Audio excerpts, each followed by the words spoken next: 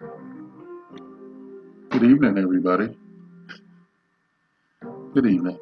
This is the Geek Underground. And what I have for you tonight is it's an AI generated picture. Okay, it's AI gen. They say these people do not exist or not. Okay, this is well, you probably think this would be a commentary about black love or black unity or some kind of shit, but I want you to look at the picture. Okay, all right. These two make a exciting couple visually. Okay. It's an ideal, okay? It's an ideal. It's what a lot of us wanted before we, grew up and realized that, real humanity, we got to accept it as it is, not as we wish it to be and shit. And in doing that, we can actually make a better world, by being unapologetically masculine, okay? So, I want you to take a look at this picture. You see a brother here, Uh, it's well built, it's nicely dressed, shaved head, the glasses and everything. Pretty sure he has the equipment downstairs, and you see a very curvy, voluptuous, black woman that's smiling and shit. That's the suspension of disbelief right there, that she would be smiling. Because, when we grew up, we saw couples like this. Usually, you would see the female, she'll have, like, if it wasn't a smile, it would most likely be some kind of, sarcastic smirk on her face and whatnot. Be a sarcastic smirk. And maybe she wouldn't be dressed so conservatively if you're going north of the 80s. Okay. And if you're on the West Coast, she'd definitely be dressed, you know, she'd be dressed with a little less clothes and shit. And, her makeup would be slathered on to make her somewhat ambiguous, exotic looking and shit. But, for our purposes, this picture's just fine. Just fine and shit. I want you to look at these AI generated pictures and shit, and I want you to tell me who these people are. Okay? You should tell me who these people are and shit. They're a nice, beautiful couple, exemplifying black love and unity and shit. But when I look at the fucking picture, when I look at it, I'm gonna tell you what I see. I see two assholes. Okay? Two assholes. Right? I want to tell you guys, okay?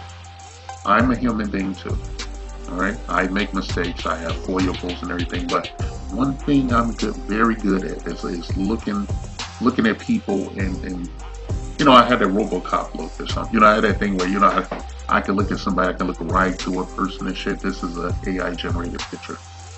But when I look at the two smiling people, I've seen these faces before. Okay, and I'll tell you where I've seen these faces before. I've seen these faces in my youth, specifically between the ages of, I would say, between the age of 15 and somewhere around 19, right in front of 20 and shit. I've seen these fucking faces, okay? And I have to use that specific time frame to explain what I'm talking about and shit. You see the guy smiling right here and shit? That guy's a bully. This guy is a complete and total asshole in his formative years and shit. And he's probably on a sports team. I don't want to put it on football players. When I went to school, they had equal opportunity assholes across the three major sports and even track and field and shit, which we had sparingly. I came up in the shy, okay? I came up in the shy, and we always saw this guy, and this was the guy that was doing a lot of shit that you would get blamed for in later years, in your adult years. He was doing the shit. He was the one dogging the women out and shit. He was the one with a juvenile mindset. He was the one standing on the corner, tossing quarters and shit, and hollering at the girls as they went by and shit. Innocuous stuff. I'm not blaming him for that shit. He was also a may or may not have been, especially in Shy. Guys like this were covert gangbangers and shit, and they maybe had a couple of dime bags to sell. You know. And, by the time we was getting around our senior year, everybody was tightening up and shit because you still had like parents that came from the boomer generation and shit, more or less, even though it was the me generation, and a lot of parents were neglecting their kids. There was a proliferation of latchkey kids, we still instinctively knew to tighten up and shit because a lot of us still had our grandparents, whether it was a single mother household or not. And they kind of were the top of the house, and it was usually grandma or something. Okay, this was back in the day. They still had certain social mores in place, so a lot of stuff was done behind closed doors and shit. When you went into the first year of high school and you grew with these people and shit, people like him didn't change. They only changed the cut of their trousers and shit. All right. And right around the time of graduation, you would see, you know, subtle changes, like people were just trying to decide what they want to do with their lives. And it was, for me, growing up in the Shine and everything, going to an all black high school. And, it was interesting seeing the guys change and everything. The bad guys, the good guys, the people in between, even the fucking weirdos. You know, when I was in high school, one of my classmates, one of my peers, he proudly stated that he was becoming an undertaker and that he was going to school for that and shit. And everybody was grossed out and shit, but he had a plan, okay? He had a plan. He didn't give no shits, okay? This brother was going into the mortician business and shit. A couple of brothers was going into the military. Some dudes didn't know what the fuck they were doing and shit. A couple of guys in a black high school that I went to and shit, like right in the middle of the senior year, the faculty started picking people, students that they actually wanted to succeed and shouldn't go places.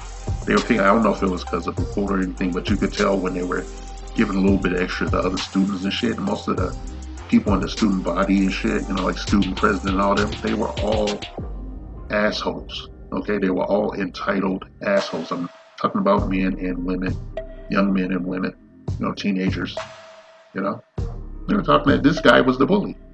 This guy was the guy doing crazy shit. And then, years later, when he thought about it, he wanted to be your friend. And hey, dude, what's up, man? How you doing? Tell you, hey, have like a 5-minute conversation and then go back to his peer group and shit because he thought about what he did and shit. And he did have some kind of, upbringing and everything. All right. And then once you look at that guy, that's what I see when I look at this guy. When I look at the female, I've seen that face.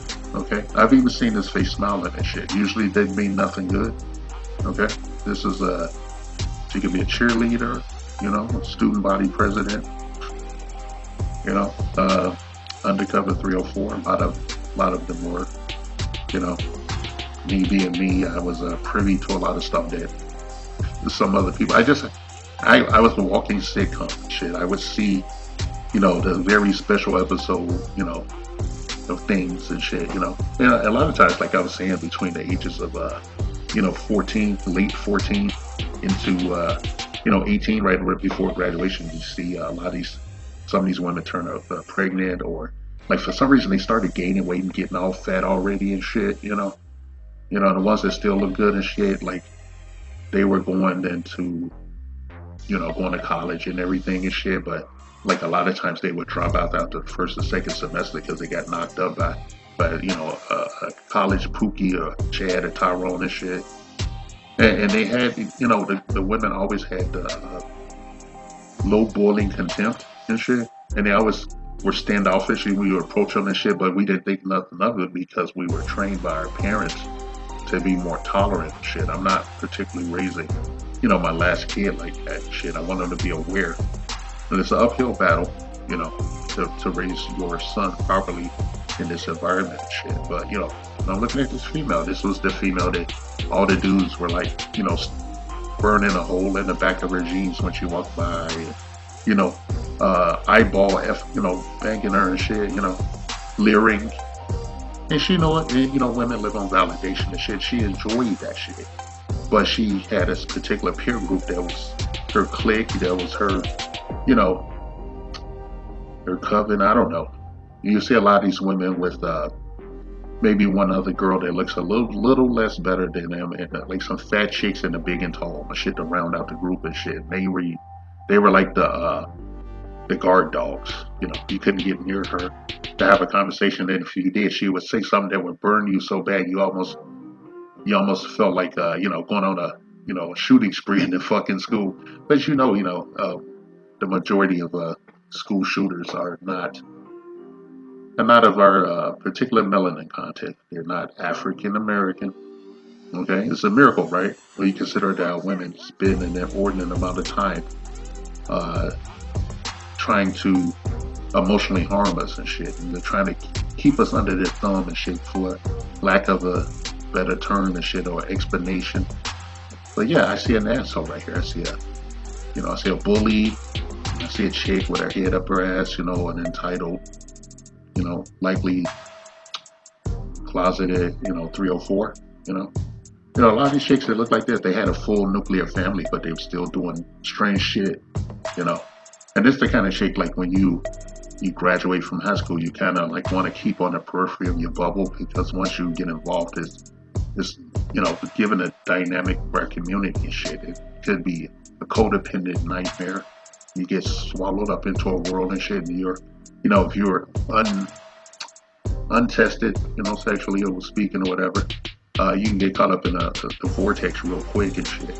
All right, whatever she's got going on becomes whatever you got going on. Shit, you're just interested in her to the exclusion of all else. That's why a lot of the older guys always tell the younger guys to stay focused and everything, because they're really talking about these women. They fucked up because they didn't elaborate.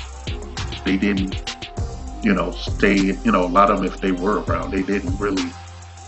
You didn't see a lot of them truly mentoring the guys and telling what's what. Like, oh, watch out for that female. What's she telling you? If you gave a shit about your son, you stay in his life and you ask him questions like, oh, what's going on? Hey, I saw you with that chick. What's going on with that? Tell me about that boy. Have a good relationship with him. When you don't have a good relationship with your son, doesn't have a male presence that, is detrimental to his development. That's how you get a lot of what they are calling incels and shit. Back in the day, they called them nerds and geeks and shit. Yeah, my name, my channel is the Geek Underground. And I want to elaborate. But like a lot of these guys were set up to fail from day one and shit. Not so much the women and shit, but the women were also, kind of backdoor set up to fail because they can't pair bond and shit. They look at masculinity, what their definition of it is, in broad strokes and shit. There is no black or white and shit. When you hear that chick say that she wanted some bodies, she was serious about that. But back in the day when I was coming up, a lot of those chicks played it close to the vest about what they were looking for, but we all knew what they were looking for because we saw the guys that they were with. Sometimes you see a very attractive woman like this with a guy that looked like, like the Black Freddy Krueger and shit. They be slobbing and, you didn't know what the fuck was going on, but the dangerous element of the guy excited her because she had used to muted or almost emasculated men in her life and shit. Right? Especially if there's no father now, so he's died or there's been a divorce and he's not there. And I think it's a shame. Back in the 70s, feminism invaded our community and it poisoned our women and shit. It really did poison our women and shit. The men that were worth their salt were being killed off. They killed off people in their prime and shit. Like Fred Hampton. He was in his 20s when he was assassinated. There was an inside job and shit. They actually sent in a mole to get into the group and kill this guy because they knew that if he got any older, he could become dangerous every year that he was alive because he thought outside the box. And what did they leave us with? A bunch of like bootlicks and shit, like, maybe the guy in this photo, getting back him, maybe he goes to college and joins a frat and gets vetted and goes into the system and shit. He already has like a me first attitude and shit. What's that gonna get us? That's not groupthink. Is there really a community and shit? Is this a power couple? Is this black love? Why, if it is black love, why isn't it self-sustaining across generations with in its current iteration and shit? It brings a lot of questions to mind and shit. This is basically just me having a stream of consciousness or whatever. Use the terminology if I'm getting it wrong or everything. I'm the only human. And sometimes I do use AI for my videos. But subjects like this, I like to talk about and shit. And, I'd like to peel back the layers like an artichoke or whatever. And, get at the meat of it, the matter. Okay, now look at this picture. I wish this was a successful couple and shit. I wish it, It was a dream I had. that we could fix our community and shit. But I know that I've never had any illusions that we could fix it in its current state, in the way in its current makeup. It needs to be rebooted. And so I would, since I go against the grain and shit, it makes me well, makes me a anarchist of a certain type. All right? Makes me an anarchist. Now, I wear that badge proudly. I am a misogynist anarchist and shit, because I think that we, black men and shit especially, deserve a chance to reboot this thing and build it, without someone else's hands in our back pocket, or someone, socially engineered to destroy our dreams, to bring us down and shit, And sometimes that you do see a couple like this and shit, and on the outside it looks very pretty. On the inside it could be something else entirely. These people can be the villains in your life and shit, covertly or overtly and shit, or a mixture of both. Very beautiful couple, but what is really there and shit? Sometimes the most beautiful packaging can have the most foul and noxious of things. You have to have a trained eye, and a trained ear and shit. You have to learn how to talk and listen to people. It's the only way you're gonna make it in life and shit. You have to be unapologetically masculine and selfish to a fault. Okay? At least until you get what you want, or what you even think you want and shit. There's a lot of ways you can go about it and shit. But you have to protect your peace in your time and shit, okay? And everything else will fall into place and shit. What I tell you tonight is what that I wish my father would have elaborated on and shit, but I guess he was content playing the background and shit, despite being the patriarch of a family, even after a divorce and shit, I spent more time with my father than his other children. But when the chips is down and shit, he didn't invest in me. He didn't invest in me, okay? All right, and left me at a disadvantage and shit. And when I think about it and shit, it stills my resolve to make these videos, despite who listens to it. If the one person hears it and he hears anything in it that can help him with it, it makes you happy, okay? It makes you happy. I want to get some kind of message out there, okay? I'm not here for clicks and views. Obviously, I'm shadow banned to high hill. I'm probably gonna stay that way for the foreseeable future. It is what it is. I can't bend the knee. I spend my life with people trying to make me bow down to them and shit, or be corrupted like that. There's always people like, hey, do this fucked up thing. I'm like, no, I don't want to do that. It don't make no fucking sense to me.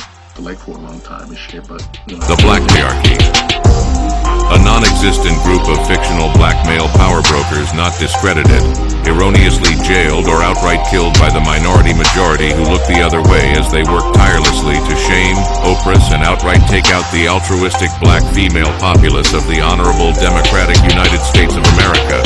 3K's inset bitches, walking, talking, holding down jobs, and doing everything up to and including giving their very lives in service to their baby mamas and baby's motherfucking kids. Their motto that strikes fear into the hearts of black women everywhere: bitches ain't shit but hoes and tricks.